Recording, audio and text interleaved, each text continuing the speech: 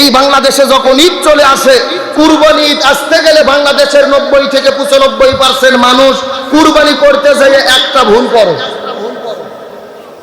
ওই পাশে দুইটা ছেলে খুব চিল্লাচ্ছে, খুব সাবধান।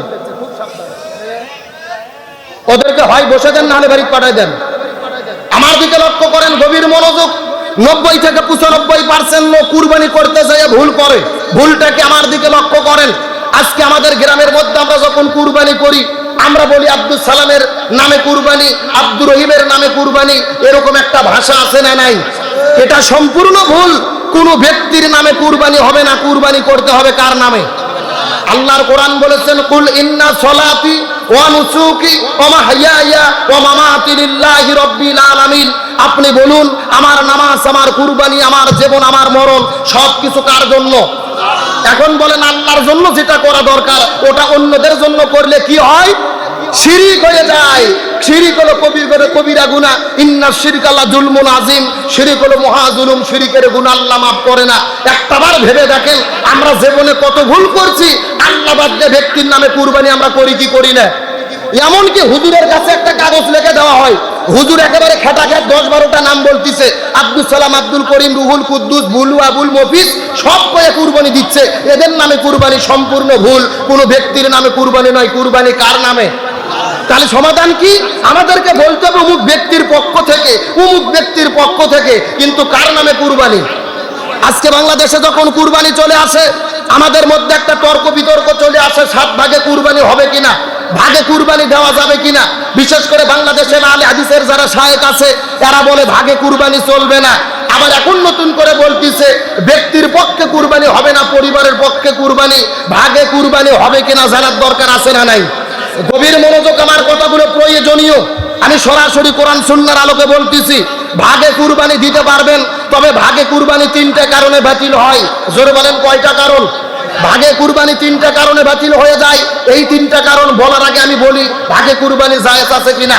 আমার নবী হাদিস শরীফের মধ্যে বলেন, বুখারী শরীফের হাদিস, ওয়ান জাবির বিন আব্দুল্লাহ রাদিয়াল্লাহু তাআলা খারাজনা মা রাসূলুল্লাহি সাল্লাল্লাহু আলাইহি ওয়াসাল্লাম। হযরত জাবির বিন আব্দুল্লাহ বলেন, আমরা নবীর সঙ্গে সফরে বের হলাম। সফরে বের হওয়ার পরে আমরা কুরবানি করেছি রাসূলের সাথে। এক গরুতে 7 ভাগ, এক আপনার উটে 7 ভাগ। সুবহানাল্লাহ কোন। তাহলে আমার নবী যদি সাহাবীদেরকে নিয়ে 7 ভাগে কুরবানি দেয়, ভাগে কুরবানি জায়েজ আছে না নাই? সুতরাং যারা বলবে ভাগে কুরবানি জায়েজ নাই, এরা হলো ফিতনাবাজ। এদের থেকে সাবধান থাকতে হবে। ভাগে কুরবানি জায়েজ আছে, এটার বিরোধিতা করার সুযোগ নেই। কিন্তু ভাগে কুরবানি বাতিল হয় কয় কারণে? বোঝার জন্য বলেন, কয় কারণে? 3টি কারণে ভাগে কুরবানি বাতিল হয়ে যায়। নম্বর 1, আপনি যাদের সঙ্গে ভাগে কুরবানি দেবেন, ভাগে কুরবানি দিতে গেলে 7 ভাগেই দেন, 5 ভাগেই দেন, 3 ভাগেই দেন, প্রত্যেকটা শরীরের যেই টাকা দিয়ে পশু কিনবেন, এই টাকাটা হালাল হতে হবে। জোরে বলেন, কি হতে হবে? আপনি 7 জনে ভাগে কুরবানি দিচ্ছেন, 6 জনের টাকা হালাল, কিন্তু একজন সুদ খায়, ঘুষ খায়, মানুষ থেকে অন্যায়ভাবে টাকা উপার্জন করে, চাঁদা তোলে। ওই লোক নিয়ে যদি কুরবানি দেন, 7 জনের ভেতরে 6 জনের টাকা হালাল, 1 জনের টাকা হারাম। 1 জনের টাকা হারাম খাওয়ার কারণে 7 জনের কুরবানি বাতিল বলে গণ্য হবে। এই জন্য সাবধান, কুরবানি দিতে গেলে ভাগে সবার টাকা হালাল কিনা দেখতে হবে। 2 নম্বর, যদি ভাগে কুরবানি দিতে যান, আপনাকে দেখতে হবে যাদের সঙ্গে ভাগে কুরবানি দেবেন এরা নামাজি কিনা, এটা দেখতে হবে। জোরে বলেন, কি দেখতে হবে? খুব মনোযোগ, ভালো করে বুঝবেন। আল্লাহ তাআলা কুরবানি ওয়াজিব করেছে, ফরজ করেছে। কুল ইন্না সলাতি ওয়া নুসুকি।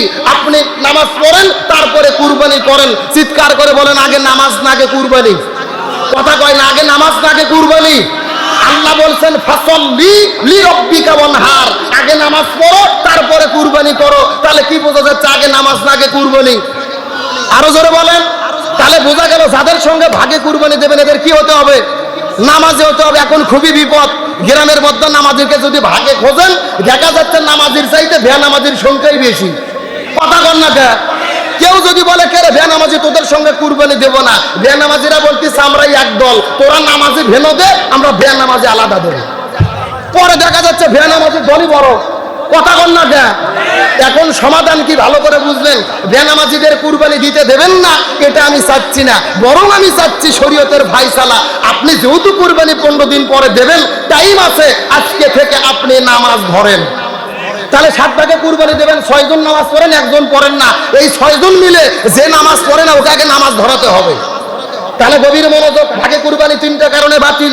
1 নম্বর হারাম উপার্জিত টাকার কুরবানি, 2 নম্বর বেনামাজির সঙ্গে কুরবানি, 3 নম্বর কারণ হলো যাদের সঙ্গে কুরবানি দেবেন, কুরবানি দিতে গেলে তাদের সঙ্গে মনের সাথে মনের মিল হওয়া লাগবে। কি হওয়া লাগবে? এই 7 জনের মধ্যে 6 জনের মন ভালো, আল্লাহর সন্তুষ্টির জন্য কুরবানি দেব, কিন্তু একজনের ধান্দা হলে কুরবানি যা হয় হোক, সারা বছর গোস্ত খাইনি, 700 টাকা কেজি গোস্ত খাওয়া লাগবে, এই নিয়তে যদি কেউ কুরবানি দেয়, ওই একজনের নিয়ত বিফলে যাওয়ার কারণে পুরো কুরবানি বাতিল বলে গণ্য হবে। তাহলে গভীর মনোযোগ, শর্টকাটে মূল কথা বোঝেন। আপনি ভাগে কুরবানি দেন, জায়েজ আছে, না জায়েজের কোনো সুযোগ নেই। 1 নম্বর যাদের সঙ্গে কে বারে বারে না না মাইকের চাইতে আর সাউন্ড বেশি। এই আমার দিকে লক্ষ্য করেন, ভাগে কুরবানি দেবেন তবে 3টা শর্ত। যাদের সঙ্গে ভাগে দেবেন হালাল উপার্জিত সবার সম্পদ হতে হবে, 2 নম্বরে নামাজি হতে হবে, 3 নম্বরে আপনি দেখবেন সবার মন নিয়ত ঠিক আছে কিনা। এই 3টা শর্ত মানে ভাগে কুরবানি দেন। কিন্তু 3টা শর্তের লোক যদি খুঁজে না পান, ভাগে 2 লক্ষ টাকার গরু দেওয়ার চাইতে 6,000 টাকার ভেড়া কিনে কুরবানি দেওয়া ভালো। কথা কি বোঝা যায়? ভাগে দেওয়া যাবে, তবে 3টা শর্ত মানে ভাগে কুরবানি দেবেন। আসুন, কুরবানি যখন চলে আসে একটা বিতর্কিত মাসালা, আলেমদের মধ্যে তর্ক বিতর্ক।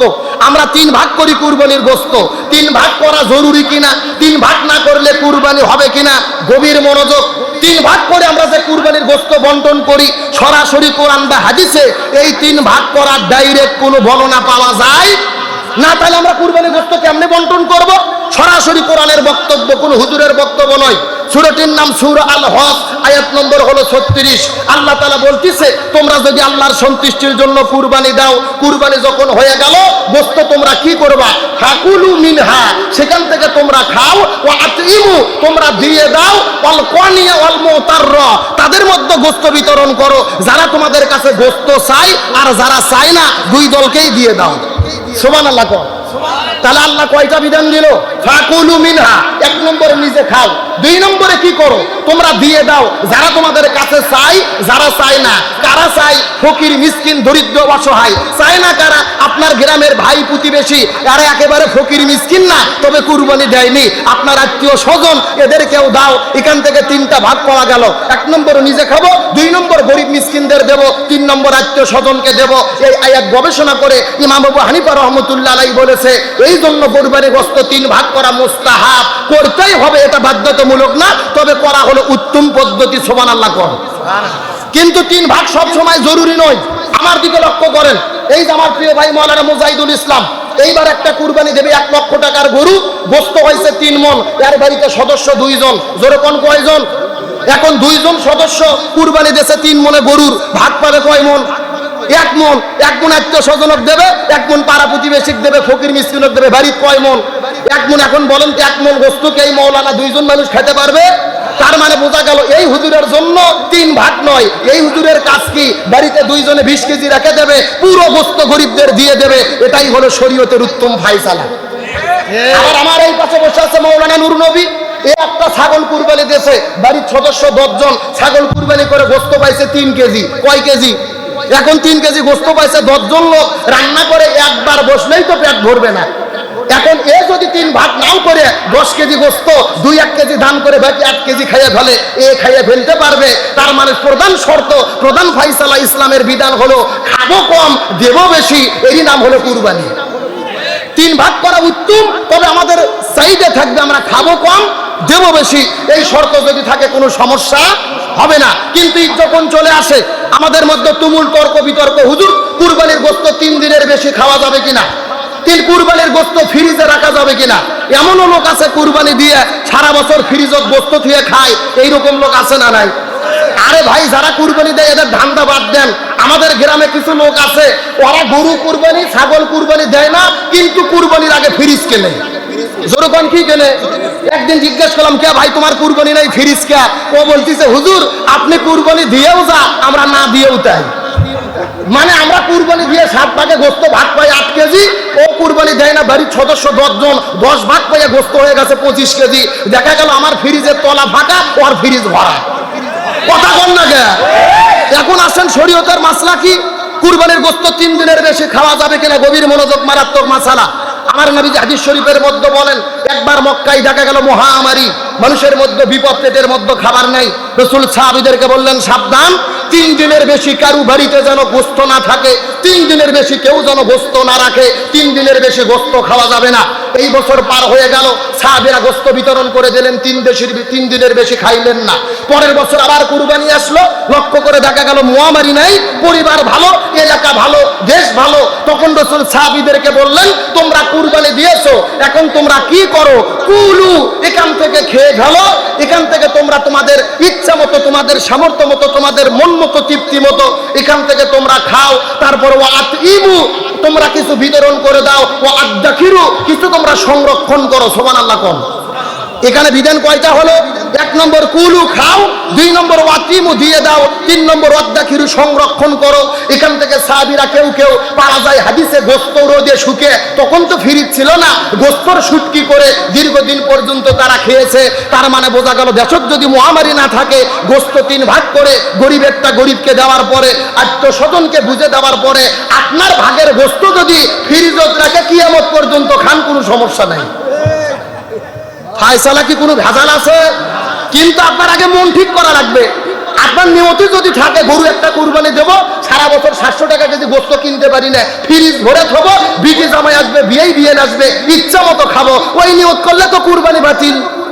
তার কারণে আল্লাহর কোরআন বলেন, লা ইয়ানালাল্লাহু লুহুমুহা ওয়ালা দিমাউহা ওয়ালাকিন ইয়ানালুহুত তাকওয়া মিনকুম কাযালিকা সাখখারাহা লাকুম লিতুকাব্বিরুল্লাহা আলা মা হাদাকুম ওয়া বাশশিরিল মুহসিনিন। আল্লাহ বলে, তোমরা যেই কুরবানি করো, এই কুরবানির গোশত, চামড়া, রক্ত কোনো কিছু আমার কাছে আসে না। আমি আল্লাহ, আমার কাছে আসে তোমাদের অন্তরে অবস্থিত তাকওয়া। সুবহানাল্লাহ কোন।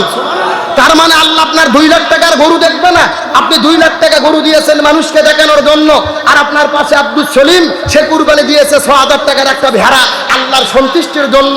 আল্লাহ বলতেছে 2 লাখ টাকার গরু লোক দেখানো, ওর কুরবানি বাতিল। 6000 টাকা ওই যে ভাবাচ্ছে যেই ভেড়া, ওর কুরবানি আল্লাহর কাছে কবুল। সুবহানাল্লাহ কোন। আজকে লোক দেখানো ইবাদত আমাদের জমিনের মধ্যে আছে না নাই? আজকে এমন লোক আছে কুরবানির হাটে গরু কিনতে যায়, গরু কেনার আগে সেলফি শুরু হয়। যেরকম কি একেবারে গরুর ঘাট ধরে সেলফি তুলতেছে, গরু বাড়িতে যে সেলফি তুলে বন্ধুদের পাঠিয়ে দিচ্ছে, কেউ আবার মাইরে দিচ্ছে। কুরবানি যে করবে, গরু জব হচ্ছে, ও সেলফি তুলতেছে। এমন লোক আছে গরুর চামড়া ছিলতেছে, গরুর উপরে সেলফি তুলতেছে। তার মানে গরু কেনার থেকে শুরু করে খাওয়া পর্যন্ত, বাটা পর্যন্ত, আর সেলফি শুধু চলতেছে। সেলফি আর সেলফি, খালি মোবাইল ধরে খালি বাজ দিচ্ছে। কথা বল না গা, কে রে? ওর কুরবানি আল্লাহর দরবারে কবুল হবে? কত গরু কুরবানি করার আগে 6 লাখ লোক ফেসবুকত দেখাচ্ছে। কথা বল না গা, ওর কুরবানি তো মানুষকে দেখানোর জন্য, ওর কুরবানি আল্লাহর জন্য নয়। এই জন্য সাবধান, গরু যেটা কেনেন, পশু যেটা কেনেন, ফেসবুকে দেবেন না, সেলফি তুলবেন না। ঈদের দিনে জবে করার সময় সেলফি, গোশত কাটার সেলফি, রক্ত মাতানোর সেলফি। আবার কিছু কিছু যুবক গত বছর দেখলাম একটা করে আপনার টি-শার্ট বানাইছে, পেছনে লিখে দিয়েছে 1 দিনের কসাই।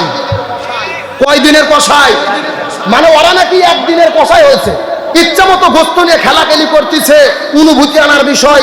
হযরত ইব্রাহিম আলাইহিস সালাম ইসমাইলকে কুরবানি করেছে, ওই অনুভূতি নিয়ে যদি কেউ গরু কুরবানি করে, সেলফি তোলা তো দূরের কথা, চোখের কান্না বন্ধ করতে পারবে না। সুতরাং সেই অনুভূতিকে আমরা অন্তরে আনতে পেরেছি। এই জন্য বলে লোক দেখানোর জন্য সেলফির কোনো কাজ নাই, এগুলো কাজ করা যাবে না, এখান থেকে আমাদেরকে দূরে রাখতে হবে। আবার কুরবানির ঈদ যখন চলে আসে, আমরা কুরবানির দিনে এমন খাওয়া খাই, পেপসি 7 আপ না খেলে গরু গোশত হজম হয় না। কথা বল না কে? মানে ঈদের দিনে দেখবেন বিটির বাড়ির যাচ্ছে ভাব গোশত নিয়ে, 1 কেজি গোশত সাথে 2 লিটার একটা 7 আপ। আমার রাসূল বলেছেন, খাও তোমরা পেটকে 3 ভাগ করে, 1 ভাগ খালি রাখো, 1 ভাগ খাও, আর 1 ভাগ পানি খাও। আর আমরা এমন মুসলমান, এমন খাওয়া খাই, 7 আপ না খেলে গোশত হজম হয় না। তারপরে দেখবেন সারা বছর যত রোগ না হয়, ডাক্তারের কাছে রুগী না যায়, কুরবানি ঈদের পরে রুগী ভিড় জমে যায় লাইন ধরে। তার মানে বোঝা গেল বেশি খাওয়ার জন্য রোগ চলে আসে না। আপনি অবশ্যই খাবেন, খেতে হবে রাসূলের সুন্নাত মতো। আর একটা কথা পরিষ্কার করে বলতে চাই, ঈদের দিনে 7 আপ খান, পেপসি খান, কোকা কোলা খান, এগুলো কোল্ড ড্রিঙ্কস, এগুলো কমল পানি, ও এগুলোর অবস্থা কি জানেন? ডাক্তাররা রিপোর্টে বলেছে বাংলাদেশের অধিকাংশ মানুষ যারা কিডনি নষ্ট হয়ে মারা যাচ্ছে, কিডনি ড্যামেজ হয়ে যাচ্ছে, এর অন্যতম কারণ হলো এই 7 আপ, পেপসি, কোকা কোলা, কোমল পানি খাওয়ার কারণে। এই জন্য সাবধান, ইচ্ছা মতো খেয়ে 7 আপ, কোকা কোলা, পেপসি খাবেন না। আর একটা কারণ কি, আজকে ফিলিস্তিনে মুসলমানদের মারতেছে ইসরায়েল। এই যে কোকা কোলা কার পণ্য? ইসরায়েল। পেপসি কার পণ্য? ইসরায়েল। 7 আপ কার পণ্য? ইসরায়েল। আপনি গরু গোস্ত করে ঈদের গোস্ত খাচ্ছেন, গরুর গোস্ত, আর আপনি ইসরায়েলের 7 আপ খেয়ে তাদের পকেটে টাকা তুলে দিচ্ছেন মুসলমানদের মারার জন্য। আপনি ঈদের অনুভূতি বুঝতে পারেন নাই। সুতরাং বেশি খেয়ে এমন কোনো কাজ যেন না হয় আমাদের, এই জন্য আমাদেরকে সজাগ থাকতে হবে। আপনাদের কি কষ্ট হয়? রাগ করেন? আরে ভাই, ওয়াজ তো বহু বক্তারই শুনছেন। বর্তমান প্রেক্ষাপটে আমুলের ওয়াজ করতেছি। যেরকম কিসের ওয়াজ? এই আমুল তো শুরু হবে এই যে 7 দিন পরে যখন ঈদ চলে আসবে। কথা বলেন ঠিক কিনা? আমার দিকে লক্ষ্য করেন, আলোচনাগুলো মাথায় রাখেন। জীবনে কাজ দিতে পারে এগুলো আমাদের জানা দরকার। সামনে আসতেছে ঈদুল আজহা। ঈদ আমরা কেমনে পেলাম? আজকে মুসলমানদের সন্তান মনে কষ্ট লাগে, ঈদের দিনে গরু জবে করে, ঈদুল ফিতরের দিনে ঈদের নামাজ পড়ার পরে ভটভটি ভ্যান ভাড়া করে, ডিজে পার্টি ভাড়া করে, মাইকার বক্স লাগে দিয়ে, ভটভটিতে ডিগ ডিগ বাজ দিয়ে মাটি কাপে ফেলে দিয়ে চলে যায়। এরা মুসলমানের সন্তান নাকি বান্দরের বাচ্চা, বোঝার বুদ্ধি নাই। কথা কন না কে? ঈদ আমরা কেমনে পেলাম? যেদিন ইসমাইলকে জবে করে শহীদ হযরত ইব্রাহিম আলাইহিস সালাম কুরবানি করেছে ইসমাইলকে, ওই দিন আমরা করেছি কুরবানি। আর সেই দিনে গরু জবে করা বাদ দিয়ে আমরা ডিজে পার্টি ভাড়া করে, বক্স ভাড়া করে, নাচতে নাচতে পিকআপ ভ্যানে আমরা বক্সে নাচতে নাচতে রাস্তা দিয়ে চলে যাচ্ছি। এটা মুসলমানের কাজ হতে পারে না। মুসলমানদের ঈদের ইতিহাস কি? আমার নবী যে মক্কা থেকে মদিনায় হিজরত করার পরে দেখে ইহুদি খ্রিস্টান বৌদ্ধ নাসারারা প্রত্যেক বছরে হেমন্ত বসন্ত থেকে উৎসব পালন করে, যে উৎসবের মধ্যে ঢোল তাবলা গান বাজনা বাজানো হয়। সাহাবীরা জিজ্ঞেস করলেন, ইয়া রাসূলুল্লাহ, আমাদের কি কোনো উৎসব নেই? আল্লাহর পক্ষ থেকে জিবরাইল এসে বলে, ইয়া রাসূলুল্লাহ, মুসলমানদের জন্য উৎসব হলো 2টা, একটা ঈদুল ফিতর আর একটা ঈদুল আজহা। সুবহানাল্লাহ কোন? তার মানে বোঝা গেল আল্লাহ মুসলমানদের ঈদ দিয়েছে ঢোল তবলা বন্ধ করার জন্য, গান বাজনা বন্ধ করার জন্য। আর আজকে যারা মুসলমানের সন্তান, এই যে ঈদুল আজহা ঈদুল ফিতরের দিনে ডিজে পার্টি ভাড়া করে ঢোল তবলা গান বাজনা করে, এরা কখনো মুসলমানের সন্তান হতে পারে না। এখন এগুলো বন্ধ করতে চাইলে আব্দুল সালাম যুক্তিবাদীর ওয়াজে বন্ধ হবে না, এই আমাদের বক্তাদের ওয়াজে বন্ধ হবে না। এই ডিজে পার্টি বন্ধ করতে গেলে ঈদের পরে 7 দিন প্রত্যেকটা মোড়ে মোড়ে সবাইকে হাতের মধ্যে লাঠি নিয়ে বসে থাকা লাগবে। এ কথা বল না কে? সম্মিলিত প্রচেষ্টা ছাড়া এগুলো বন্ধ করা যাবে না। শোন, এগুলোর দিকে নয়, আলোচনা যেহেতু সংক্ষিপ্ত, আর 15-20 মিনিট টাইম আছে, আমি কথা বলি। ঈদ আমরা কেমনে পেলাম? হযরত ইব্রাহিম আলাইহিস সালাম, রাসূল বলেন সুন্নাত আবিকুম ইব্রাহিম আলাইহিস সালাম, কুরবানির ঈদ হলো ইব্রাহিম নবীর সুন্নাত। সুবহানাল্লাহ কোন? এই ইব্রাহিম নবী পৃথিবীতে এসেছেন, 1 নয় 2 নয়, তার জীবনে প্রায় 100টি পরীক্ষা নেওয়া হয়েছে। আর প্রত্যেকটা পরীক্ষার ভেতরে হযরত ইব্রাহিম আলাইহিস সালাম গোল্ডেন এ প্লাস পেয়ে পাস করেছে। একটু জোরে কর না সুবহানাল্লাহ, আরো জোরে। আপনাদের কি কষ্ট হয়? আলোচনা কি চলবে? কারা কারা চলবে না হাত তোলেন। এই হলো হুজুরে বাঙালি, যাই বলে আই রে তারই সাথে যাই রে, বোঝা শোনা নাই রে। এ সত্য সত্য কারা কারা চলবে হাত তোলেন তো দেখি। লিল্লাহি তাকবীর। এ সাউন্ড হয় না, হাত টান টান গুটান দেখি। ওই চাচাই ছেলে হাত উঠান দিকে উঠান। হ্যাঁ, সবাই একটু গলা কাকার টান তো দেখি। লিল্লাহি তাকবীর, আল্লাহু আকবার। আল কোরআনের আলো, ঘরে ঘরে আলো। আল হাদিসের আলো, ঘরে ঘরে আলো। দুনিয়ার মুসলিম এক হও, এক হও।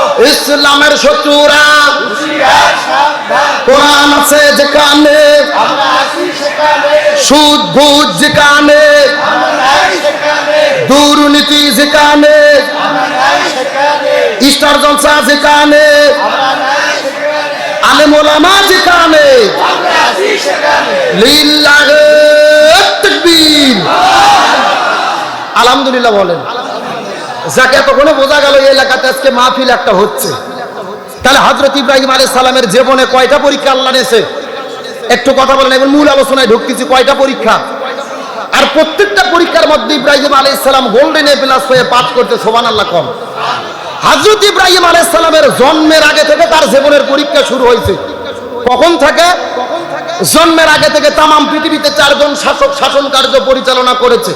তার মধ্যে 2 জন হলো কাফের আর 2 জন হলো মুসলমান। কাফেরের মধ্যে 2 জন, 1 নম্বর হলেন নমরুদ, 2 নম্বর বক্তে নসর। 2 জন মুসলমানদের মধ্যে 1 নম্বর হলেন বাদশা জুলকারনাইন আর একজন হলেন বাদশা সুলাইমান। সুবহানাল্লাহ কোন? এই নমরুদ পুরো পৃথিবী শাসন কার্য পরিচালনা করেছে। চিৎকার করে বলেন, নমরুদ ভালো শাসক ছিল না খারাপ শাসক? আরো জোরে বলেন। আমার প্রিয় বন্ধুগণ, মুসলমান ভাইরা গভীর মনোযোগ। সময় যেহেতু কম, আমি আপনাদের মধ্যে ভূমিকা ছাড়া একটা মেসেজ দেওয়ার পরে বিদায় নিয়ে চলে যাওয়ার চেষ্টা করব। এই পৃথিবীর ভেতরে নমরুদ ছিল জালেম বাদশা। এই জালেম বাদশা রাজ্য পরিচালনা করার জন্য তার আশপাশের ভেতরে কিছু জ্যোতিষী মণ্ডলী ছিলেন। আকাশ গণনা করে করে, তারকা গণনা করে করে ভবিষ্যৎবাণী বলে দিত। সেই মতো নমরুদ তার জীবনের শাসন কার্য পরিচালনা করত। একদিন নমরুদ লক্ষ্য করে তাকে রাজপ্রাসাদের ভেতরে সমস্ত জ্যোতিষীগুলো মন খারাপ করে বসে আছে। নমরুদ ডাকতে বলে, জ্যোতিষী তোমাদের মন খারাপ করার কারণ কি? জ্যোতিষীরা ডাকতে বলে, যা বানা নমরুদ, আমাদের মন খারাপ করার কারণ হলো আমরা পূর্ব আকাশে লক্ষ্য করে দেখেছি, ওই পূর্ব আসমানের ভেতরে এমন কিছু তারকা দেখা যায় যেই তারকা পৃথিবীতে আমরা কোনোদিন দেখতে পারি নাই। এইটা দেখার পরে আমাদের মনটা বড় খারাপ হয়ে গেছে। নমরুদ বলে, আকাশের তারকা দিয়ে কি কাজ হবে জানতে চাই? জ্যোতিষীরা ডাকতে বলে, নমরুদ, এই আকাশের তারকা বলে দিতেছে আজ থেকে 3 দিনের ভেতরে কোন ছেলের ঔরস থেকে, স্বামীর ঔরস থেকে মায়ের গর্ভের মধ্যে একটা সন্তানের আগমন ঘটবে। ওই সন্তানের মাধ্যমে ওই লোকটা যখন পৃথিবীতে আগমন করবে, ওই সন্তানটা পৃথিবীতে আসার পরে দিনে দিনে যখন বড় হয়ে যাবে, ওই সন্তানের মাধ্যমে তোমার রাজত্ব ধ্বংস হয়ে যাবে। আজ থেকে 3 দিনের মধ্যে স্বামীর ঔরস থেকে মায়ের গর্ভে একটা সন্তান যাবে। ওই সন্তান পৃথিবীতে আসার পরে তার মাধ্যমে তোমার রাজত্ব ধ্বংস হবে। এখন বলেন তো দেখি, যুগে যুগে কোন জালেম বাদশা কি চায় তার ক্ষমতা যাক? জোরে বলেন, যাক। ক্ষমতা পাওয়ার পরে তো মানুষের আরো বেড়ে থাকে না, ইচ্ছা মতো কাম করে। আসিলাম ধান, হলেম খই, আরো দেন কতই হই। কথা কন না দেয়? এইরকম একটা লোক ক্ষমতা পাওয়ার পরে ভাই 9 তলা বাসা করতে। ধরে কোন কয়তলা? আগে কিন্তু সিঁড়ি দিয়ে হেঁটে হেঁটে হেঁটে হেঁটে ওঠা লাগতো, কিন্তু এখন কিসে ওঠে? এই লোকটা লিফটে 9 তলা ওঠার পরে রাতের 9টার দিকে ল্যাপের মধ্যে, কম্বলের মধ্যে শুয়ে থাকে, বলতিছে, আমাকে এখান থেকে নামাই কে? নামায়। এই কথা বলে রাত 9টার দিকে ল্যাপের মধ্যে শুইছে। কিন্তু গত 4 বছর আগে ফজর নামাজের আগে হালকা করে একটা ঝাঁকি হয়েছিল, ভাই মনে নাই আপনাদের? এমন একটা ঝাঁকি হয়েছে, ও ঘুমোর থেকে লাফ দিয়ে উঠে ঝাড়িয়ে দৌড়। ও নিচে যাইয়া দেখতেছে পরনের লুঙ্গি নাই। যেরকম কি নাই মানে, লুঙ্গি যার ল্যাপের মধ্যে পেঁয়াজ লাগিয়ে আসার মনেই নাই। আর পরনের লুঙ্গি না থাকলে তাকে কি বলে? ন্যাংটা। ন্যাংটা বৌদ্ধের ভাষায় কি বলে? ন্যাংটা। তার মানে বোঝা গেল যে আল্লাহ তাআলা 12 তলাতে উঠতে পারে, আবার ওই আল্লাহ চাইলে ন্যাংটা করে ক্ষমতার থেকে নামাতে পারে। সুতরাং ক্ষমতা পাওয়ার পরে মনে করেন না মুই কি হুনুরে 21 সাল 41 সাল মৃত্যু পর্যন্ত ক্ষমতায় থাকবো, এমন কুকুরি কথা বলবেন না। এমন কথা যদি বলেন, আল্লাহ যদি বিদায় করতে চায়, আল্লাহ প্রয়োজনে আপনাদেরকে ন্যাংটা করে নামাবে, আপনার 2 সেকেন্ডের সময় লাগবে না। এজন্য ক্ষমতার অহংকার করা যাবে। এখন নমরুদ বলতেছে ক্ষমতা তো ছাড়া যাবে না, এই চেয়ার আমি রক্ষা করতে চাই। তাহলে কি হলো? 3 দিনের মধ্যে যেহেতু মায়ের গর্ভে সন্তান আসবে, আমি আইন জারি করে দিলাম, আজ থেকে 3 দিনের ভেতরে কোন স্বামী তার স্ত্রীর সঙ্গে মেলামেশা করতে পারবে না। সৈনিকদের ফরমান জারি করে দাও। চিৎকার করে বলেন নাউজুবিল্লাহ। তাহলে স্বামী স্ত্রী কি বন্ধ করলো? মেলামেশা, মিলনকে বন্ধ করে দিলেন। এখন বলেন, তাই সে যতই ষড়যন্ত্র করুক না কেন, ইব্রাহিম নবীকে পৃথিবীতে আনবেন কে? আল্লাহ। আরো জোরে বলেন। আমার প্রিয় বন্ধুগণ, মুসলমান ভাইরা গভীর মনোযোগ। সময় যেহেতু কম, কোনো দিকে যাওয়া যাবে না, আমি আপনাদেরকে শর্টকাটে বলতেছি। এই 3 দিন আইন জারি করে দিল, ছেলে মেয়ে কোনো মতোই স্বামী স্ত্রী মেলামেশা করতে পারবে না। কিন্তু আল্লাহর কি খেলা! নমরুদ যেই রাজপ্রাসাদের মধ্যে বসবাস করে, ওই নমরুদের একজন দেহরক্ষী ছিল, যার নাম হলো আজর। কোন কোন বর্ণনায় তারেক। এই আজর বা তারেকের মনে রাতের 10টা 12টার দিকে কে এখানে কথা কইছে? আমার প্রিয় বন্ধুগণ, মুসলমান ভাইরা গভীর মনোযোগ। রাতের 10টা 11টার দিকে যখন মনের মধ্যে ভালোবাসা জাগ্রত হলো, আল্লাহর কি খেলা! এই আজরের স্ত্রী, তার মনের মধ্যে আল্লাহ ভালোবাসা জাগ্রত করে দিল। তার স্ত্রী ঘরের মধ্যে থেকে বের হওয়ার পরে আস্তে আস্তে নমরুদের রাজপ্রাসাদের জঙ্গলের মধ্যে চলে গেলেন। নমরুদের রাজপ্রাসাদের মধ্যে যাওয়ার পরে রাত যখন 2-3টা বেজে গেছে, সবাই দৌড়কেরা যখন ঘুমায় পড়েছে, রাজ্যের সৈনিকেরা ঘুমায় পড়েছে, আজরের স্ত্রী আস্তে করে যখন রাজপ্রাসাদের মধ্যে ঢুকে গেল, লক্ষ্য করে দেখে নমরুদও ঘুম পারে, সমস্ত সৈন্যরা ঘুম পারে।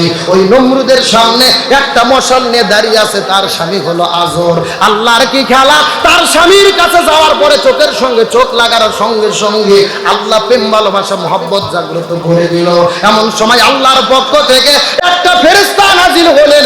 ওই ফেরেশতা আসার পরে আজরের হাত থেকে মশালটা নেওয়ার পরে ওই আজরকে ছেড়ে দিল। আজর তার স্ত্রীকে নিয়ে ঘরের মধ্যে চলে গেল। আল্লাহর কি খেলা, নমরুদ ইব্রাহিম নবীর আগমনকে বন্ধ করতে চেয়েছিল, কিন্তু আমার আল্লাহ নমরুদের রাজপ্রাসাদের ভেতরে, এমনকি নমরুদের খাস কামরার ভেতরে, ওই আজর আর তার স্ত্রীর ভেতরে মিলন ঘটায়া দিল। জোরে বলেন না আল্লাহু আকবার। এ চিৎকার করে কোন কার ফয়সালা? আল্লাহ বলতিছে শয়তান সন্তান আসা বন্ধ করবু, কাম তোর ঘরের মধ্যেই হবি। কথা কম না কে? এ কাজ কোন জায়গায় হচ্ছে? নমরুদের ঘরের মধ্যেই কাজ হয়েছে। আল্লাহু আকবার কোন। এইরকম ভাবে নমরুদ এই কাজ করে। এ হুজুর রে, আপনার ভেতরে ঢুকে বসন্ত দেখি। না না, এরা দাঁড়িয়ে আছে, এরা কারা? এরা কারা দাঁড়িয়ে আছে? এরা কারা? যদি আলোচনা শুনতে মন চাই ভেতরে বসেন, না হলে বাড়ি চলে যান, ঝিরঝিরি করেন না। কথা কর না যা, এমনিতে পরিবেশ ঠিক করা যাচ্ছে না। এইদিকে এক ভেজাল, ওদিকে আর এক ভেজাল। এ তাহলে চিৎকার করে বলেন, ইব্রাহিমকে কে এনেছে? মায়ের গর্ভে ইব্রাহিম আসলো। পরের দিন সকালবেলা নমরুদ আবার মিটিং বসাইছে। জ্যোতিষীদের মাথা খারাপ, মন বেজার করে বসে আছে। নমরুদ বলে, জ্যোতিষীরা খবর কি? জ্যোতিষীরা বলতেছে নমরুদ কাজ হয়ে গেছে। সুবহানাল্লাহ কোন। করছে পূর্ব আকাশে দেখি তারকা নাই, মায়ের গর্ভের সন্তান। সুবহানাল্লাহ কোন। আমার প্রিয় বন্ধুগণ, মুসলমান ভাইরা গভীর মনোযোগ। নমরুদ তার ক্ষমতাকে টিকাতে চাইলো। নমরুদ বলে, সন্তান যেহেতু পেটের মধ্যে এসেছে, সন্তান আর পৃথিবীতে আসতে দেব না। আজ থেকে আইন জারি করে দিলাম, 1 মাস পর্যন্ত শুধু নয়, 1 বছর পর্যন্ত যত সন্তান পৃথিবীতে আগমন করবে, শুধুমাত্র মেয়ে সন্তানদেরকে বাঁচিয়ে রাখা হবে, আর ছেলে সন্তানদেরকে হত্যা করা হবে। এই আইন যখন নমরুদ পৃথিবীর মধ্যে করে দিল, কিতাবের মধ্য থেকে পাওয়া যায়, আইন জারি করার পরে লক্ষ লক্ষ সৈনিকেরা পুরো পৃথিবীর মধ্যে ছড়িয়ে পড়লো। এই 1 বছরের মধ্যে 1 নয় 2 নয়, প্রায় 40 লক্ষ শিশুকে তারা হত্যা করেছে, শুধুমাত্র ক্ষমতার চেয়ার টিকানোর জন্য। আজকেও বাংলাদেশের দিকে লক্ষ্য করে দেখেন, শুধুমাত্র ক্ষমতায় চেয়ার টিকে থাকার জন্য নিরপরাধ মানুষদেরকে জেলের মধ্যে বন্দী করা হয়, আলেমদেরকে জেলের মধ্যে বন্দী করা হয়, শুধু ক্ষমতার চেয়ারে টিকে থাকার কারণে। এই বাংলার জমিনে আলেমদের ফাঁসির দড়ি ঝুলাইয়া পৃথিবী থেকে বিদায় করে দেওয়া হয়। তার মানে বোঝা গেল, ওই নমরুদ যা, বর্তমানে নমরুদ তাই। তার মানে বোঝা গেল, এরা শুধুমাত্র জালেম নয়, এরাই হলো নমরুদের খালাতো ভাই। এ কথা এত আস্তে ঠিক করছেন কেন? আপনাদের কি ভয় ধরছে? সবাই একসাথে কোন ঠিক? আরো জোরে ঠিক। তাহলে নমরুদের কাজ যারা করবে, মনে করবেন এরাই নমরুদের বংশধর। এ কথা কোন? এরকম নমরুদের বংশধর তো বর্তমানে বাংলাদেশের নেই। আছে আছে, বুঝেন, আমি কিন্তু বলি নাই, আপনারা বলছেন। আমার দিকে লক্ষ্য করেন, গভীর মনোযোগ। ইব্রাহিম আলাইহিস সালাম সন্তান পেটের মধ্যে আসলো। তার মায়ের পেটে আসার পরে মায়ের গর্ভ বড় হয়েছে, পেট বড় হয়নি, সন্তান বড় হয়েছে। একটা দোহার মধ্যে দিয়ে ইব্রাহিমের জন্ম আল্লাহ দিয়ে দিল। সুবহানাল্লাহ কোন। তার মানে তারা চাই ইব্রাহিমের আগমন বন্ধ করতে, কিন্তু ইব্রাহিমকে কে পাঠায়া দিল? আমি শেষ কথা বলবো, সময় কম। ইব্রাহিম আলাইহিস সালাম পৃথিবীতে আসলেন পরীক্ষা দিতে দিতে। ইব্রাহিমের বয়স যখন 86 বছর, জোরে কোন কয় বছর? আমার প্রিয় বন্ধুগণ, মুসলমান ভাইরা গভীর মনোযোগ। ইব্রাহিম আলাইহিস সালামের বয়স যখন 86 বছর বয়স হয়ে গেছে, তার ঘরের মধ্যে 2টা বিবি। একটা হলেন বিশ্ব সুন্দরী বিবি সারা, আর একটা হলেন বিশ্ব সুন্দরী বিবি হাজেরা। কিন্তু তার ঘরের মধ্যে কোনো সন্তান নাই। ইব্রাহিম আলাইহিস সালাম সব সময় শুধু দোয়া করতে থাকে, রব্বি হাবলি মিনাস সলিহিন, রব্বি হাবলি মিনাস সলিহিন। হে আল্লাহ, আপনি আমাকে নেককার সন্তান দেন। হে আল্লাহ, আপনি আমাকে নেককার সন্তান দেন। চিৎকার করে বলেন তো, সন্তান চাইতে হবে কার কাছে? আরো জোরে বলেন। কিন্তু আল্লাহ বাদ দিয়ে পীরের কাছে সন্তান চাই, এইরকম লোক আছে না নাই? আর আছে মানে আপনাদের বগুড়া জেলার বেশি। বিশ্বাস নাই মহাস্থান করে যায় দেখেন, কথা বল না কে?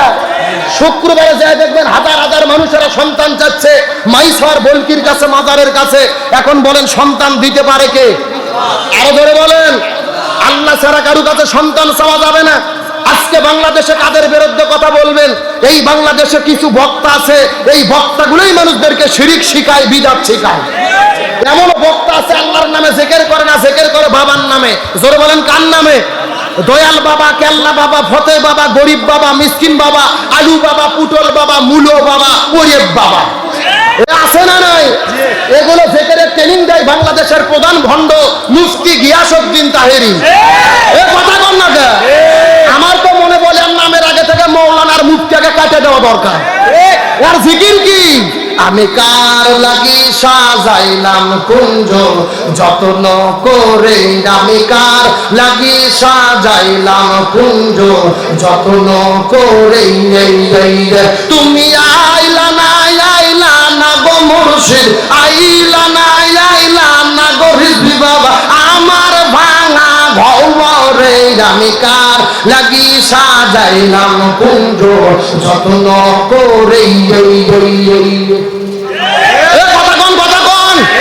মদিনার গোলামি আমায় দেই জালালি মরে, মদিনার গোলামি আমায় দেইও মাশাআল্লাহ।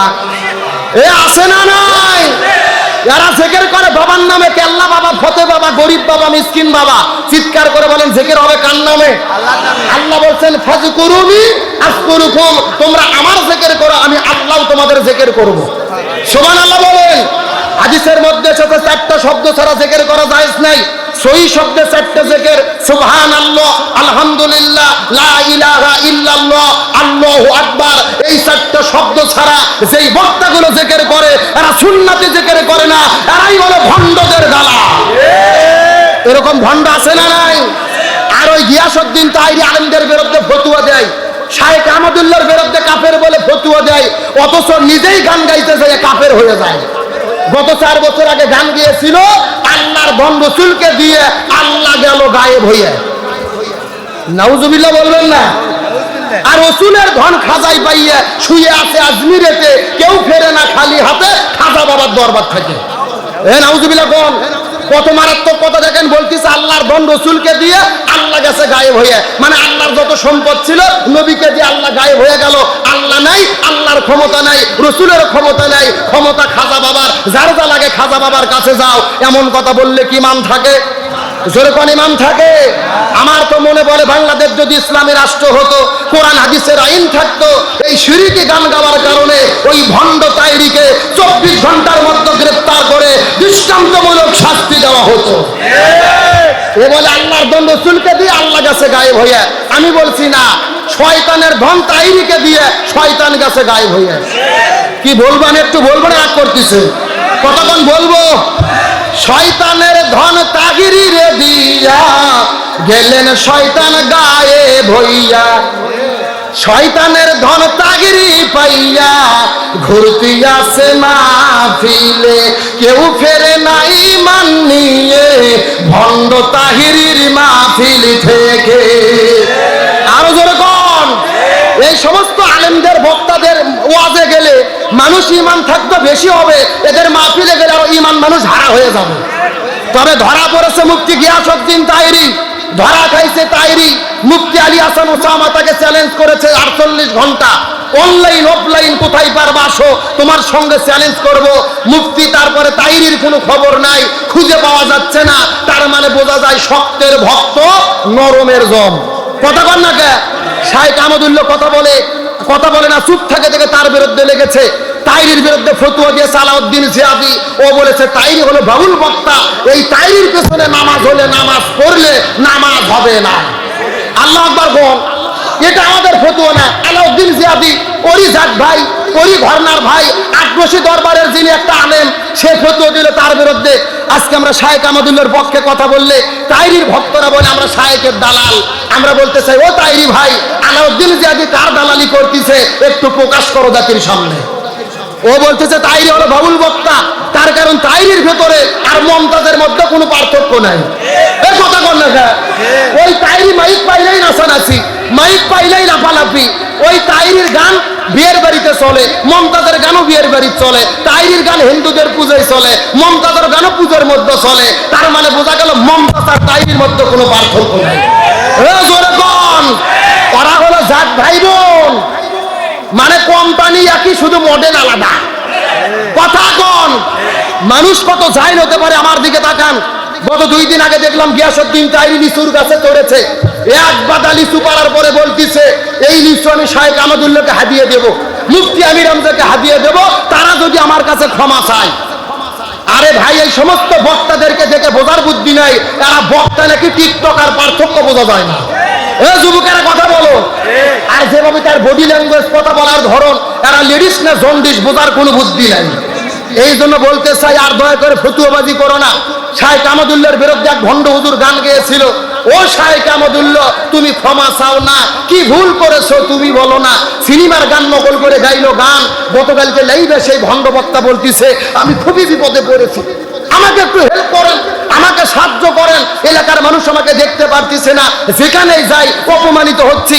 আমরা বলি এ ভণ্ড বক্তা, দুনিয়াতে শুধু অপমানিত নয়, তুমি মরিয়ে দেখো ফেরেশতারা তোমাদের জন্য লাঠি আর বাটাম নিয়ে রেডি আছে। তার কারণ কি? তুমি সব হক্কানি আলেমের বিরুদ্ধে কথা বলেছো। ও বলতিস আমার গোপন ভিডিও ভাইরাল করে দিতে পারে। আমাদের এলাকায় একটা কথা আছে, চোরের মন। যখন চোরের মন, কে রে তোর গোপনে কি এমন ভিডিও আছে তোর এত ভয় লাগে কে? আমার তো মনে চাচ্ছে এটা গণধোলাই দিয়ে রিমান্ডে নিয়ে বের করা দরকার, এর জীবনে কত ভণ্ডামি আছে। সুতরাং আমরা বলতে চাই, আলেমদেরকে বলবো আর দলাদলি করবেন না। আমাদের পীর দেওয়ালের সঙ্গে থেকে গেছে।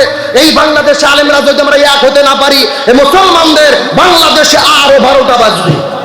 সুতরাং আসুন, আল্লাহ আমাদেরকে এক হওয়ার মতো তৌফিক দান করুক, বলেন আমিন। তাহলে হযরত ইব্রাহিম আলাইহিস সালামের জীবনে পরীক্ষা নিচ্ছেন কে? আরো জোরে বলেন। আমার প্রিয় বন্ধুগণ, মুসলমান ভাইরা গভীর মনোযোগ। হযরত ইব্রাহিম আলাইহিস সালামের 86 বছর বয়স হয়ে গেল, যখন সন্তান আসে না, সন্তান চাই কার কাছে? একটু জোরে কথা বলেন। এ পেছন থেকে ভাইরা কথা বলেন, সন্তান চাই কার কাছে? তার মানে আমাদেরও যদি সন্তান হয়, সন্তান চাবো কার কাছে? হযরত ইব্রাহিম আলাইহিস সালাম যখন আল্লাহর কাছে ফরিয়াদ করে বলেন, রব্বি হাবলি মিনাস সলিহিন, হে আল্লাহ আপনি আমাকে নেককার সন্তান দেয়া। আল্লাহ বলেন, ফাবাশশারনাহু বিগুলামিন হালিম, আমি আপনাকে একটা নেককার সবুরকার সুন্দর একটা ভদ্রকে ঈমানদার তাকওয়া সন্তানের সুসংবাদ দিলাম, যে সন্তানের নাম হলো ইসমাঈল। জোরে কোন সুবহানাল্লাহ। হযরত ইসমাঈল আলাইহিস সালাম পৃথিবীতে আগমন করার পরে এতক্ষণ পর্যন্ত আনন্দ করে করে, মজা করে করে অনেক আলোচনা আপনাদের মধ্যে শুনেছি। এ বগুড়া দুপচাচিয়া কালুর মুসলমান গভীর মনোযোগ। আর 5-10টা মিনিট আপনাদের মধ্যে কথা বলবো, কান খাড়া করে বোঝার চেষ্টা করবেন। হযরত ইব্রাহিম আলাইহিস সালাম যখন পৃথিবীতে, হযরত ইসমাঈল আলাইহিস সালাম যখন পৃথিবীতে আগমন করলেন, চলতে চলতে যখন বয়স বেড়ে গেল, ইসমাঈলের বয়স যখন 9 বছর পরিমাণ হতে পারে, তাফসীরের মধ্যে এসেছে, যখন ইসমাঈল আলাইহিস সালাম হেঁটে বাড়ানোর বয়সে যখন উপনীত হয়ে গেল, একদিন আল্লাহ তাআলা ইব্রাহিমকে স্বপ্নের মতো দেখায়া দিল, হে ইব্রাহিম তুমি আল্লাহর জন্য তোমার প্রিয় বস্তুকে কুরবানি করে দাও। ইব্রাহিম আলাইহিস সালাম যখন স্বপ্ন সকালবেলা ভেঙে গেল, কিতাবের মধ্যে এসেছে হযরত ইব্রাহিম আলাইহিস সালাম সকালবেলা ঘুম থেকে ওঠার পরে 200 উট নিয়ে চলে গেলেন কুরবানি করার জন্য। পরের দিনে আবার যখন ইব্রাহিম নবী ঘুমের মধ্যে চলে যায়, কে যেন স্বপ্নের মধ্যে আবার এসে ডাকতে বলে, ইব্রাহিম আল্লাহর সন্তুষ্টির জন্য তুমি প্রিয় বস্তুকে কুরবানি করে দাও। ইব্রাহিম আলাইহিস সালাম 2 নম্বর দিনে আবার 200 উট নিয়ে যে আল্লাহর নামে কুরবানি করলেন, কুরবানি কবুল হয় না। পরের দিনে রাতের বেলা স্বপ্নের মধ্যে আবারও আল্লাহ জানাই দিল, হে ইব্রাহিম তোমার প্রিয় বস্তুকে কুরবানি করে দাও। ইব্রাহিম আলাইহিস সালাম মনে মনে টেনশনের মধ্যে পড়ে গেল। 1 নয় 2 নয় 3 দিন ধরে 200 টাকার উট কুরবানি দিল, তারপর আল্লাহ তাআলা কুরবানি কবুল করলো না। ইব্রাহিম নবীর বোঝা তো আর বাকি থাকলো না। ইব্রাহিম নবীর জীবনের সবচেয়ে মূল্যবান সম্পদ হলো তার সন্তান ইসমাঈল। 86 বছর বয়সে আল্লাহর কাছে প্রার্থনা করে গ্রহণ করেছিল। ইব্রাহিম আলাইহিস সালাম স্বপ্নের মধ্যে থেকে ওঠার পরে মনে মনে পরিকল্পনা করলেন, তার সন্তান ইসমাঈলকে আল্লাহর কুরবানি করবেন। জোরে বলেন না আল্লাহু আকবার। আরো জোরে বলেন না আল্লাহু আকবার। আমার প্রিয় বন্ধুগণ, মুসলমান ভাইরা গভীর মনোযোগ। আমরা কুরবানি করি কিন্তু কুরবানির অনুভূতি বুঝতে পারি না, কুরবানির ইতিহাস আমাদের ভুলে গেলে চলবে না। পরের দিনে সকালবেলা ইব্রাহিম নবী মনে মনে চিন্তা করেছে, আমার প্রিয় বস্তু ইসমাইলকে আমার কুরবানি দেওয়ার দরকার। বিবি সারার সঙ্গে পরামর্শ করার পরে ইব্রাহিম আলাইহিস সালাম চলে গেলেন যেই জায়গার মধ্যে বর্তমানে কাবা ঘর আছে, ওই জায়গার মধ্যে হাজেরা আর ইসমাইলের বসবাস। ইসমাইলের কাছে যাওয়ার পরে ইব্রাহিম নবী তার স্ত্রী হাজেরাকে ডাকতে বলে, বিবি হাজেরা, সন্তানটাকে সুন্দর করে সাজুগুজু করে দাও, আমি সন্তানটাকে নিয়ে একটু আত্মীয়র বাড়িতে দাওয়াত খাওয়ার জন্য যেতে চাই। এই কথা বলার পর হযরত ইব্রাহিম আলাইহিস সালাম যখন হাজেরাকে বললেন, হাজেরা আলাইহিস সালাম সন্তানটাকে সুন্দর করে সাজুগুজু করে দিয়ে চোখের মধ্যে সুরমা লাগায়া দিয়া সুন্দর করে নতুন জামা পরে দিয়ে বাবার হাতে তুলে দিয়ে হযরত ইব্রাহিম আলাইহিস সালাম তার সন্তান ইসমাইলকে সঙ্গে করে নেওয়ার পরে মরুভূমির মধ্যে চলে যাচ্ছেন মিনা পাহাড়ের পাদদেশে সন্তানকে কুরবানি করবে। সন্তানটাকে নিয়ে যখন মিনা পাহাড়ের দিকে যাওয়া শুরু করে দিলেন, শয়তান তো বসে থাকে নাই। শয়তান ইসমাইলের কাছে যাওয়ার পরে ডাকতে বলে, ইসমাইল তুমি কোথায় যাচ্ছ? ইসমাইল ডাকতে বলে, আমি আমার বাবার সঙ্গে দাওয়াত খাওয়ার জন্য যাচ্ছি। শয়তান ইসমাইলকে বাদ দিয়ে বাড়িতে চলে গেলেন হাজেরার কাছে। হাজেরার কাছে যাওয়ার পরে ডাকতে বলে, বিবি হাজেরা, তোমার সন্তান কোথায় গিয়েছে জানতে চাই। হাজেরা ডাকতে বলে, আমার সন্তান তার বাবার সঙ্গে দাওয়াত খাইতে গেছে। শয়তান ডাকতে বলে, না না না, ভুল বলতেছো, তোমার সন্তানটা তো দাওয়াত খাওয়ার জন্য যায় নাই, তোমার সন্তানটাকে তোমার সামনে নিয়ে গেছে কুরবানি করার জন্য। এমন সময় ডাকতে বলে, হাজেরা, বাবা কখনো সন্তানটাকে হত্যা করতে পারে না। শয়তান ডাকতে বলে, তোমার সন্তানটাকে ইব্রাহিম কুরবানি করবে আল্লাহর হুকুমে, আল্লাহ হুকুম করেছে সন্তানটাকে কুরবানি করার জন্য। হাজেরা কথাটা শোনার পরে ডাকতে বলে, এ শয়তান, তুমি ভালোভাবে জেনে নাও, আল্লাহ যদি হুকুম করে আমার ইসমাইলকে কুরবানি করার জন্য রে, আমি আমার সন্তান এক ইসমাইল কেন, আল্লাহর সন্তুষ্টি অর্জনের জন্য আমি হাজেরা আমার হাজার হাজার ইসমাইলকে আল্লাহর জন্য কুরবানি করতে চাই। লিল্লাহি তাকবীর। আমার যে বন্ধুগণ মুসলমান ভাইরা, গভীর মনোযোগ। ইমানের পরীক্ষা কাকে বলে, কুরবানির অনুমতি কাকে বলে, অন্তর দিয়ে কথাগুলো সুন্দর করে বোঝার চেষ্টা করবে। এই কথা শোনার পরে শয়তান বুঝতে পারলো হাজেরাকে তো কুমন্ত্রণা দেওয়া গেল না। ওখান থেকে বের হওয়ার পরে আস্তে করে মানুষের ভেষ ধরে চলে গেলেন শিশু সন্তান ইসমাইলের কাছে। ইসমাইলের কাছে যাওয়ার পরে ডাকতে বলে, বাবা তুমি কোথায় যাইতেছো জানতে চাই। ইসমাইল বলে, আমার বাবার সঙ্গে তার বন্ধুর বাড়িতে দাওয়াত খাইতে যায়। শয়তান ডাকতে বলে, না, তোমার বাবা তোমাকে দাওয়াত খাওয়ানোর জন্য নিয়ে যায় না, তোমার বাবা তোমাকে হত্যা করবে। দেখো তোমার বাবার কাপড়ের ভিতরে একটা ছুরি লুকিয়ে রাখা হয়েছে, এই ছুরিতেই তোমাকে কুরবানি করবে, জবে করবে। ইসমাইল লাগতে বলে, না, একটা বাবা কখনো তার সন্তানটাকে হত্যা করতে পারে না, কথা কখনোই সত্য হতে পারে না। শয়তান ডাকতে বলে, অবশ্যই তোমার বাবা তোমাকে হত্যা করবে, তোমাকে কুরবানি করবে আল্লাহর হুকুমে, আল্লাহর সন্তুষ্টির জন্য। তার কারণ হলো এমনটি হুকুম আল্লাহ তাআলা আসমান থেকে করেছে। ইসমাইল ডাকতে বলে, শয়তান রে, তুমি আমাকে কুমন্ত্রণা দিতে চাও, তুমি আমাকে আঘাত দিতে চাও, তুমি আমাকে ভুল বুঝাইতে চাও, ঈমান হারা করতে চাও। এই শয়তানের বাচ্চা জেনে রাখো, আল্লাহ যদি হুকুম করে আমি ইসমাইল কুরবানি হওয়ার জন্য, আমি ইসমাইল শুধু একবার নয় রে শয়তান, আমি আল্লাহ যদি হুকুম করে আমি ইসমাইল আল্লাহর জন্য হাজার হাজার বার আল্লাহর জন্য কুরবানি হতে চাই। আমার যে বন্ধুগণ মুসলমান ভাইরা, গভীর মনোযোগ। ইমানের পরীক্ষা কাকে বলে, গভীর মনোযোগ দিয়ে শেষ কথাগুলো অন্তর দিয়ে মাথার মধ্যে ঢোকানোর চেষ্টা করবে। শয়তান মনে মনে চিন্তা করল, ইসমাইলকে আর তো ধোঁকা দেওয়া যাবে না, তাকে বিপদগামী করা যাবে না। ইসমাইল আলাইহিস সালাম আমাদের বাবার কাছে ডাকতে বলে, বাবা তুমি কি আমাকে কুরবানি দেওয়ার জন্য নিয়ে যাচ্ছ নাকি, ঘটনাটা সত্য করে খুলে বলো। ইব্রাহিম আলাইহিস সালাম তার সন্তানটাকে ডাকতে বলে, হে সন্তান, আল্লাহ হুকুম করেছে তার সন্তুষ্টির জন্য কুরবানি তোমাকে করব। ইসমাইল ডাকতে বলেন, আল্লাহ। ইসমাইল ডাকতে বলেন, আব্বা আমার বাবা, আপনি আমাকে কুরবানি করবেন, কিন্তু শয়তান আমাকে কুমন্ত্রণা দেয়, শয়তানটাকে আটকাতে হবে। এমন সময় বাবা আর সন্তান মিলে বুদ্ধি করার পরে হাতের মধ্যে 7টা পাথর নেওয়ার পরে ওই শয়তানকে নিক্ষেপ করেছিল ওই জায়গার ভেতরে।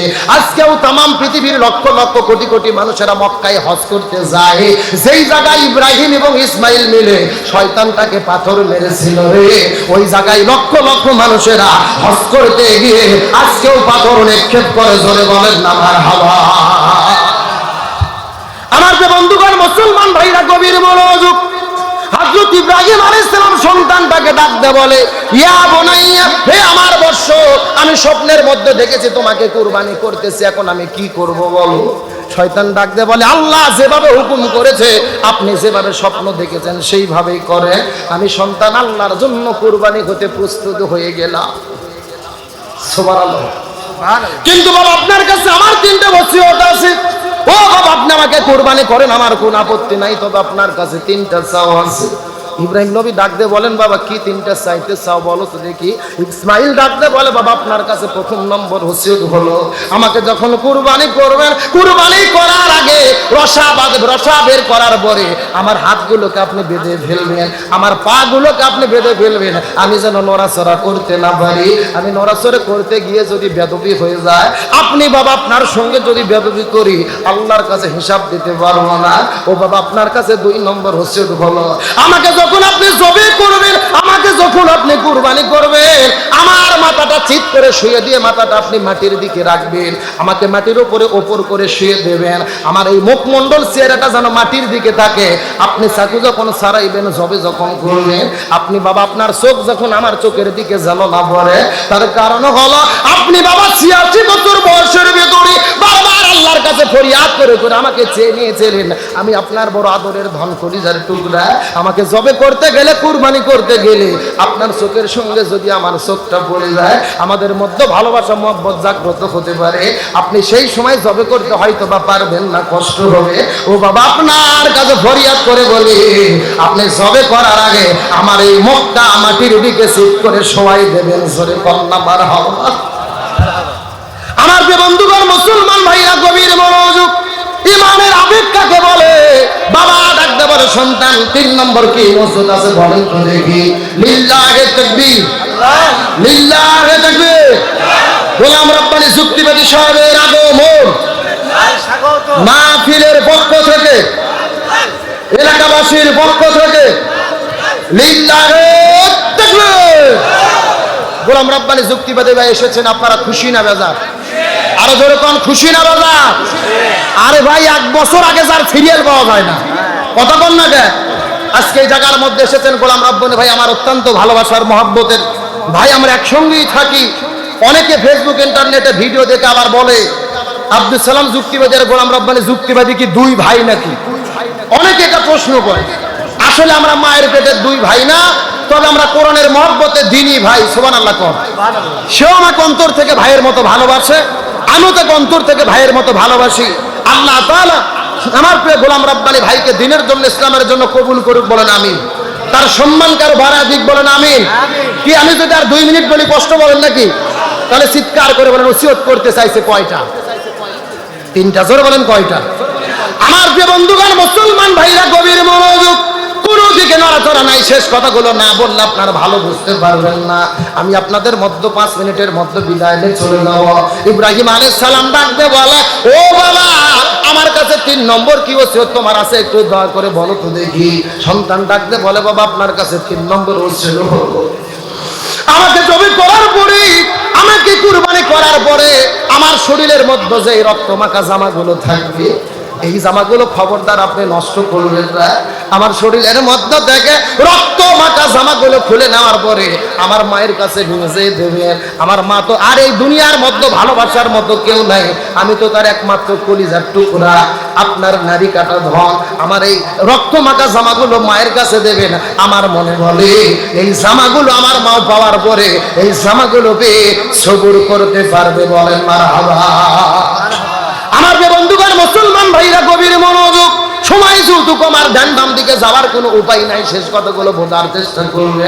এই 3টা শর্ত দেওয়ার পরে হযরত ইব্রাহিম আলাইহিস সালাম সুন্দর করে তার সন্তানের হাত পাগুলো রশি দিয়ে বেঁধে ফেললেন, আস্তে করে তার চোখগুলো কালো কাপড় দিয়ে বেঁধে ফেললেন, আস্তে করে মাটির মধ্যে ওপর করে শোয়াই দিয়া হাতের মধ্যে চাকু নিয়ে যখন ওপর দিক থেকে চাকু মারা শুরু করে, পিছন দিক থেকে মাথার উপর করে শোয়াই দিয়ে ঘাড়ের মধ্যে যখন ছুরি চালানো শুরু করলেন, ছুরি চালাই কিন্তু তারপরে ছুরিটার গলাটাকে কাটে না, ছুরি চালাই তারপরেও ছুরিটা কাটে না।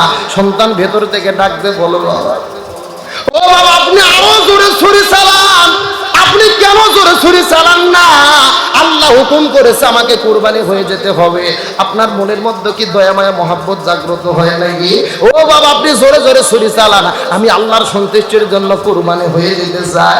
ইব্রাহিম নবী আবার শরীরের মধ্যে শক্তি করে আবারও জোরে জোরে ছুরি চালায়, তারপরও ছুরি যখন ইসমাইলকে কাটে না, ইব্রাহিম নবী বারবার ছুরি চালাইতে সর্বশেষ যখন ব্যর্থ হয়ে গেল, ইব্রাহিম নবীর শরীরের মধ্যে বড় রাগ, ওই ছুরিটা এমন জোরে ফেলে দিয়েছে, ওই ছুরিটা একটা পাথরের সঙ্গে লাগার সাথে সাথে ওই পাথরটা খণ্ড বিখণ্ড হয়ে গেছে। জোরে বলেন না আল্লাহু আকবার। ইব্রাহিম ডাকতে বলে, এ ছুরি বারবার চেষ্টা করলাম আমার সন্তানটাকে কুরবানি করার জন্য, তুমি কেন কাটলে না? কারণ জানতে চায়। এমন সময় ছুরি ডাকতে বলে, ও ইব্রাহিম, যে আল্লাহ তোমাকে একবার কুরবানি করতে আদেশ করেছে, ওই আল্লাহ আমাকে 10 বার ইসমাইলকে কাটতে নিষেধ করেছে। লিল্লাহি তাকবীর।